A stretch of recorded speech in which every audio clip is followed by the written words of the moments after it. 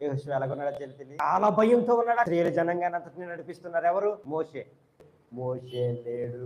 మోషే నిద్రించాడు. ఇప్పుడు భయపడుతున్నాడు యెహోషువ. ఏంటంటే మోషే నాన్నగారు ఉండుంటే నాకు ఈ బాధ ఉండేది కాదు. 20 లక్షల మందిని ఎలా నేను నడిపించగలను? యెహోషువ కృంగిపోతున్నాడు. ఈ మనుషులు నన్ను ఇష్టపడతారా? మోషేని ఇష్టపడ్డారు, నన్ను ఇష్టపడతారు. మోషేని నాయకుడిగా అనుకున్నారు, నన్ను అనుకుంటారా? నీ మాట వింటా, నీతో నడుస్తాం అనే వాళ్ళు ఒక్కరైనా ఉన్నారా అని బాధపడుతున్న సమయంలో భయపడకు, నేనున్నాను నీతో అన్నాడు దేవుడు. జడియకు, ముందుకు సాగు. యెహోషువతో అన్నాడు. ఆ వాగ్దానాన్ని చూసుకొని నడిచాడు. నువ్వు ధైర్యం తెచ్చుకోవాలి. ఎట్లాగా? నీకంటే ఈ బైబిల్ గ్రంథంలో చాలా వాగ్దానాలు ఉన్నాయి బిడ్డ. ఇవన్నీ నీ కొరకే ప్రభు రాశాడు.